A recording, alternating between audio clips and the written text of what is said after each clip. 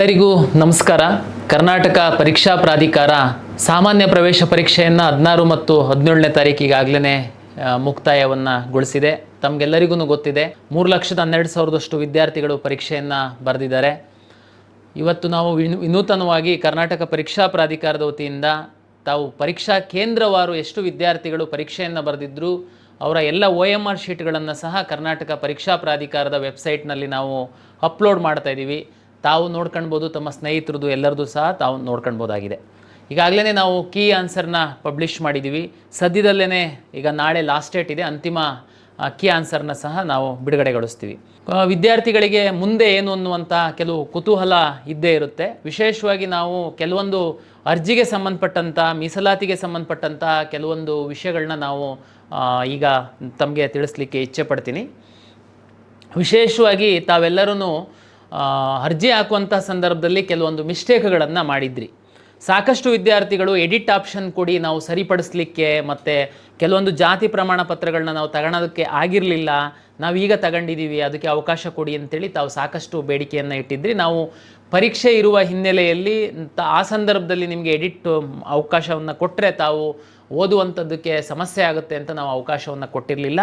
ಈಗಾಗಲೇ 18ನೇ ತಾರೀಕಿಂದ ನಾವು ಎಡಿಟ್ ಆಪ್ಷನನ್ನು ಕೊಟ್ಟಿದ್ದೀವಿ. ಎಲ್ಲ ವಿದ್ಯಾರ್ಥಿಗಳಲ್ಲಿ, ಪೋಷಕರಲ್ಲಿ ನನ್ನ ವಿನಂತಿ ಏನು ಅಂತಂದರೆ, ಕರ್ನಾಟಕ ರಾಜ್ಯದಲ್ಲಿ ವಿವಿಧ ಕೋರ್ಸ್ಗಳಿಗೆ ಏನು ನಾವು ಸೀಟನ್ನು ಹಂಚಿಕೆಯನ್ನು ಮಾಡ್ತೀವಿ, ಮೀಸಲಾತಿ ಅನ್ವಯ ಹಂಚಿಕೆಯನ್ನು ಮಾಡ್ತೀವಿ. ತಮಗೆಲ್ಲರಿಗೂ ಗೊತ್ತಿದೆ ಹಾರಿಜೆಂಟಲ್ ಮತ್ತು ವರ್ಟಿಕಲ್ ರಿಸರ್ವೇಷನ್ ಸಹ ಇದೆ. ಕನ್ನಡ ಮೀಡಿಯಮ್ಮು, ರೂರಲ್ಲು, ಮತ್ತು ನಿಮ್ಮ SC ST 3B 2 ಈ ಥರ ಎಲ್ಲ ರಿಸರ್ವೇಷನ್ನಿಗೆ ಸೀಟ್ಗಳ ಹಂಚಿಕೆ ಆಗುತ್ತೆ. ಹಾಗಾಗಿ ಮೆರಿಟ್ ಜೊತೆಗೆ ಈ ರಿಸರ್ವೇಷನ್ನು ಇರುವಂತಹವರು ಸರಿಯಾದ ರೀತಿ ಅಪ್ಲಿಕೇಶನ್ ಹಾಕುವಂಥದ್ದು ಬಹಳ ಇಂಪಾರ್ಟೆಂಟ್ ಇದೆ. ನಾನು ತಮ್ಮಲ್ಲಿ ವಿನಂತಿ ಮಾಡುವಂಥದ್ದು, ಯಾರೆಲ್ಲ ನೀವು ಮಿಸ್ಟೇಕನ್ನು ಮಾಡಿದ್ರಿ ಎಡಿಟ್ ಮಾಡ್ಕೊಳ್ಳುವಂಥದ್ದಕ್ಕೆ ನಾವು 18ನೇ ತಾರೀಕಿಂದ ಅವಕಾಶ ಕೊಟ್ಟಿದ್ದೀವಿ. ಇದು ಮೇ 2ನೇ ತಾರೀಕಿನ ತನಕ ನಾವು ಅವಕಾಶ ಕೊಟ್ಟಿದ್ದೀವಿ. ದಯಮಾಡಿ ತಾವು ಈ ಒಂದು ಅವಕಾಶವನ್ನು ಸದುಪಯೋಗ ಪಡಿಸಿಕೊಂಡು ತಾವು ಅರ್ಜಿ ಸಲ್ಲಿಸುವಂತಹ ಸಂದರ್ಭದಲ್ಲಿ ಯಾವುದಾದರೂ ತಪ್ಪುಗಳನ್ನು ಮಾಡಿದ್ದಲ್ಲಿ ತಾವು ಸರಿಪಡಿಸಿದ ಮೇಲೆ ಏನು ಮಾಡಬೇಕು? ಈಗ ಉದಾಹರಣೆಗೆ ನೀವು ಅವತ್ತು ಕನ್ನಡ ಮೀಡಿಯಮ್ ಸರ್ಟಿಫಿಕೇಟ್ನ ಹಾಕಿರಲಿಲ್ಲ. ಈಗ ನೀವು ಅಪ್ಲಿಕೇಶನಲ್ಲಿ ಲಾಗಿನ್ ಆಗಿಬಿಟ್ಟು ಕನ್ನಡ ಮೀಡಿಯಮನ್ನು ಹಾಕ್ತೀರಾ, ನೀವು ಕ್ಲೈಮ್ ಮಾಡ್ತೀರಾ. ಅಲ್ಲಿ ನೀವು ವೆರಿಫಿಕೇಷನ್ ಸ್ಲಿಪ್ಪನ್ನು ಡೌನ್ಲೋಡ್ ಮಾಡಿದರೆ ಅರ್ಜಿಯನ್ನು, ಅಲ್ಲಿ ನಿಮಗೆ ಲಾಸ್ಟಲ್ಲಿ ಭಾಳ ಸ್ಪಷ್ಟವಾಗಿ ಬರುತ್ತೆ Kannada medium claimed not verified ಅಂತ. ಈಗ ಹೊಸ್ದಾಗಿ ನೀವು ಹಾಕಿತ್ತು ಅಂತಂದರೆ ಏನು ಮಾಡಬೇಕು? ನೀವು ನಿಮ್ಮ ಕಾಲೇಜಿನ ಅಥವಾ ಯಾವುದೇ ಸರ್ಕಾರಿ ಕಾಲೇಜು, ತಮ್ಮ ಮನೆ ಸಮೀಪ ಇರುವಂಥ ಸರ್ಕಾರಿ ಕಾಲೇಜಿನ ಪ್ರಾಚಾರ್ಯರಿಗೆ ತಾವು ಭೇಟಿ ಮಾಡಿ ಮೂಲ ದಾಖಲೆಯನ್ನು ತಾವು ತೋರಿಸಿದರೆ, ಯಾವುದು ಕ್ಲೈಮ್ಡ್ ನಾಟ್ ವೆರಿಫೈಡ್ ಇರುತ್ತೆ, ಪ್ರಿನ್ಸಿಪಲ್ ತಮ್ಮ ಮೂಲ ದಾಖಲೆಯನ್ನು ಪರಿಶೀಲನೆ ಮಾಡಿ ಅವರ ಲಾಗಿನ್ನಲ್ಲಿ ಹೋಗಿಬಿಟ್ಟು ನಿಮ್ಮ ಅಪ್ಲಿಕೇಶನನ್ನು ಅವರು ನೋಡಿ ಅಲ್ಲಿ ಕ್ಲೈಮ್ ಮಾಡಿದ್ದಾನೆ, ವಿದ್ಯಾರ್ಥಿದು ಸರ್ಟಿಫಿಕೇಟ್ ಪರಿಶೀಲನೆ ಮಾಡಿದ್ದೀನಿ, ಅದು ಸರಿ ಇದೆ ಅಂತೇಳಿ ಓಕೆ ಮಾಡ್ತಾರೆ.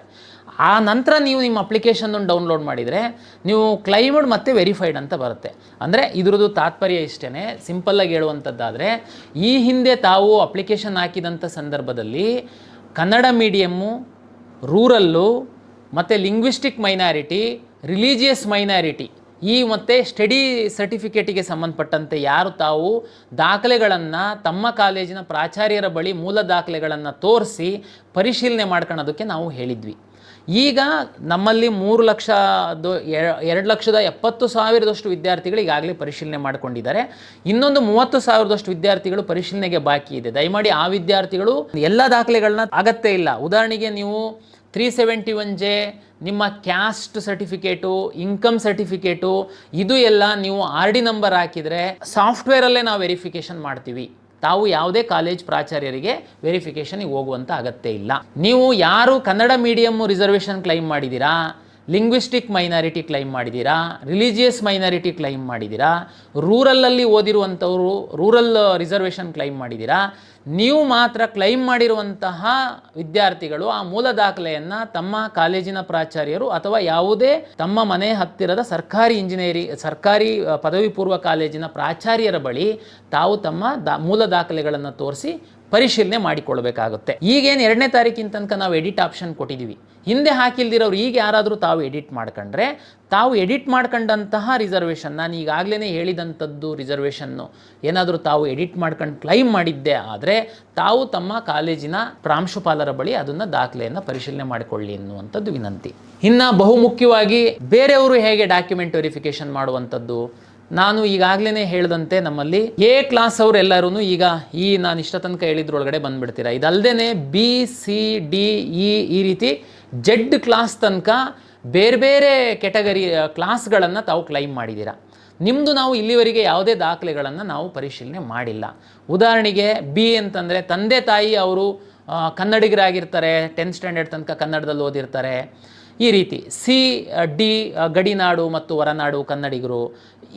ಈ ಕ್ಲಾಸ್ ಏನು, ಯಾರು ಎಲಿಜಿಬಲ್ ಇದ್ದಾರೆ ಅನ್ನುವಂಥ ತಮಗೆಲ್ಲ ಗೊತ್ತಿದೆ. ಗೊತ್ತಿಲ್ಲ ಅಂದರೂ ನಮ್ಮ ವೆಬ್ಸೈಟಲ್ಲಿ ತಾವು ನೋಡ್ಬೋದು ಈ ಕ್ಲಾಸು ಯಾರು ಎಲಿಜಿಬಲ್ ಆಗ್ತಾರೆ ಅಂತ ತಾವು ಗೊತ್ತಿದ್ದೇ ಹಾಕಿರ್ತೀರ. ಬಿ ಇಂದ ಜೆಡ್ ಕ್ಲಾಸ್ವರೆಗಿನ ವಿದ್ಯಾರ್ಥಿಗಳು ಪೋಷಕರಿಗೆ ಹೇಳುವಂಥದ್ದು, ನೀಟ್ ಎಕ್ಸಾಮ್ 4ನೇ ತಾರೀಕು ಮೇನಲ್ಲಿ ಮುಗಿದ್ರೆ 5ನೇ ತಾರೀಕಿಂದ ನಾವು ಕರ್ನಾಟಕ ಪರೀಕ್ಷಾ ಪ್ರಾಧಿಕಾರ ಕಚೇರಿ ಬೆಂಗಳೂರಲ್ಲಿ ನಿಮ್ಮ ದಾಖಲೆಗಳನ್ನು ಪರಿಶೀಲನೆ ಮಾಡುವಂಥದ್ದಕ್ಕೆ ನಾವು ಟೈಮ್ ಟೇಬಲನ್ನು ಕೊಡ್ತಾ ಇದ್ದೀವಿ. ನಾವು ಇನ್ನು 3 ದಿವಸದಲ್ಲಿ ತಮಗೆ ಗುರುವಾರ ದಿನ ಬೆಳಿಗ್ಗೆಯಿಂದ ನಾವು ನಮ್ಮ ಪೋರ್ಟಲ್ ಓಪನ್ ಮಾಡ್ತೀವಿ.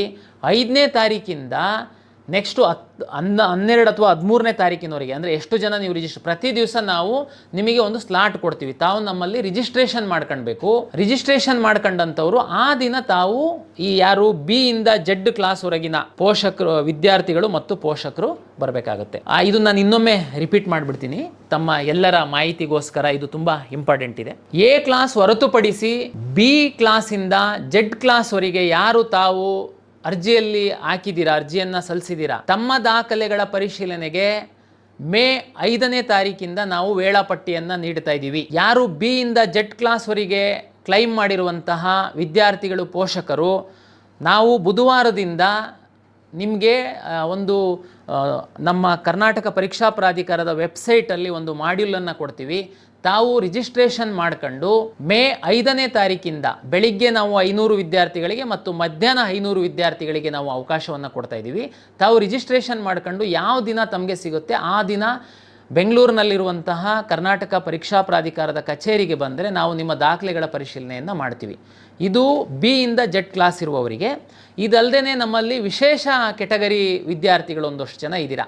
Sports, NCC, X defence, scouts and guides, ಈ ಥರದ್ದು ಒಂದಷ್ಟು ರಿಸರ್ವೇಷನ್ ವಿಶೇಷ ಕೆಟಗರಿ ವಿದ್ಯಾರ್ಥಿಗಳು ಸಹ ಇದ್ದೀರಾ. ತಮ್ಮ ಮೂಲ ದಾಖಲೆಗಳನ್ನು ಸಹ ನಾವು ಪರಿಶೀಲನೆ ಮಾಡಿ ನೀವು ಆ ರಿಸರ್ವೇಷನ್ನಿಗೆ ಅರ್ಹತೆ ಇದೆಯಾ ಇಲ್ವಾ ಅನ್ನುವಂಥದ್ದನ್ನು ಸಹ ನಾವು ಮೇ 5ನೇ ತಾರೀಕಿನಿಂದನೇ ನಾವು ಪರಿಶೀಲನೆ ಮಾಡುವಂಥದ್ದಕ್ಕೆ ವ್ಯವಸ್ಥೆಯನ್ನು ಮಾಡಿಕೊಳ್ತಾ ಇದ್ದೀವಿ.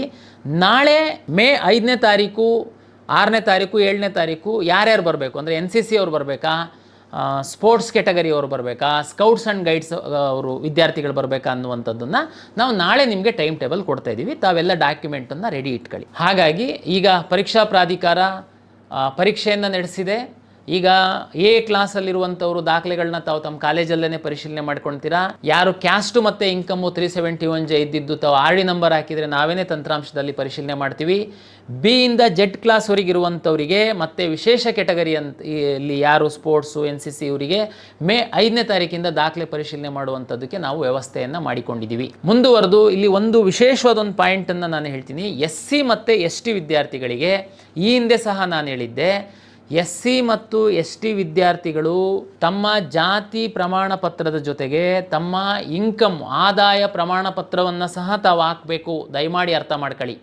ಯಾಕೆ ಅಂತಂದರೆ SC ಮತ್ತು ST ವಿದ್ಯಾರ್ಥಿಗಳಿಗೆ 10 ಲಕ್ಷದ ತನಕ ಆದಾಯ ಇತ್ತು ಅಂತಂದರೆ ನಿಮಗೆ 0 ಫೀಸ್ ಇರುತ್ತೆ ಕಾಲೇಜಿಗೆ. ನಾವು ಕಳೆದ ವರ್ಷದ ಅನುಭವದಲ್ಲಿ ಸಾಕಷ್ಟು SC ಮತ್ತು ST ವಿದ್ಯಾರ್ಥಿಗಳು ಬರೀ ಜಾತಿ ಸರ್ಟಿಫಿಕೇಟ್ನ ಹಾಕಿದ್ರು, ಇನ್ಕಮ್ ಸರ್ಟಿಫಿಕೇಟ್ ಹಾಕಿರಲಿಲ್ಲ. ಅವರಿಗೆ ನಾವು ಫುಲ್ ಫೀಸ್ ಚಾರ್ಜ್ ಮಾಡಿದಾಗ ಪಾಪ ಅವರಿಗೆ ತೊಂದರೆ ಆಯಿತು. ಅದಕ್ಕೆ ದಯಮಾಡಿ ತಾವು ಹಾಕಿಲ್ಲ ಅಂದರೆ ಈಗ ಎಡಿಟಿಗೆ ಅವಕಾಶ ಇದೆ. ತಾವು ಕ್ಯಾಸ್ಟು ಮತ್ತು ಇನ್ಕಮ್ಮು ಎರಡೂ ಹಾಕಬೇಕಾಗುತ್ತೆ. ಆವಾಗ ನಿಮಗೆ 0 ಫೀಸ್ ಇರುತ್ತೆ. ನಂತರ ನೀವು ನಮ್ಮ ಸೋಷಿಯಲ್ ವೆಲ್ಫೇರ್ ಡಿಪಾರ್ಟ್ಮೆಂಟಿಂದ ಮತ್ತು ತಾಂತ್ರಿಕ ಶಿಕ್ಷಣ ಇಲಾಖೆಯಿಂದ ತಮಗೆ ಎಷ್ಟು ಫೀಸು ಫಿಕ್ಸ್ ಆಗಿರುತ್ತೆ ಸರ್ಕಾರ, ನಿಮ್ಮ ಕೋರ್ಸ್ ಫೀಸು ಅಷ್ಟು ನಿಮ್ಮ ಖಾತೆಗೆ ಬಂದ ನಂತರ ತಾವು ಕಾಲೇಜಿಗೆ ಕಟ್ಟುವಂಥದ್ದು ವ್ಯವಸ್ಥೆ ಇದೆ, ಸರ್ಕಾರ ಮಾಡಿಕೊಟ್ಟಿದೆ. ಅದನ್ನು ಕ್ಲೈಮ್ ಮಾಡಬೇಕು ಅಂದರೆ ದಯಮಾಡಿ ಈಗ ಅಪ್ಲಿಕೇಶನ್ನಲ್ಲಿ ತಾವು ಇನ್ಕಮ್ಮು ಮತ್ತು ಕ್ಯಾಸ್ಟು ಎರಡನ್ನೂ ತಾವು ಹಾಕಬೇಕಾಗುತ್ತೆ. ಇದು ಕರ್ನಾಟಕ ಪರೀಕ್ಷಾ ಪ್ರಾಧಿಕಾರದಿಂದ ವಿಶೇಷವಾಗಿ ಸಾಮಾನ್ಯ ಪ್ರವೇಶ ಪರೀಕ್ಷೆ ಬರೆದ ವಿದ್ಯಾರ್ಥಿಗಳಿಗೆ ಮತ್ತು ಪೋಷಕರಿಗೆ ಮುಂದಿನ ನಮ್ಮ ಒಂದು ಕಾರ್ಯಚಟುವಟಿಕೆ ಏನಿರುತ್ತೆ ಅನ್ನುವಂಥದ್ದು ತಿಳಿಸುವಂಥದ್ದಕ್ಕೆ ನಾನು ತಮಗೆ ಇಚ್ಛೆಪಟ್ಟೆ. ಎಲ್ಲರಿಗೆ ಮತ್ತೊಮ್ಮೆ ಕರ್ನಾಟಕ ಪರೀಕ್ಷಾ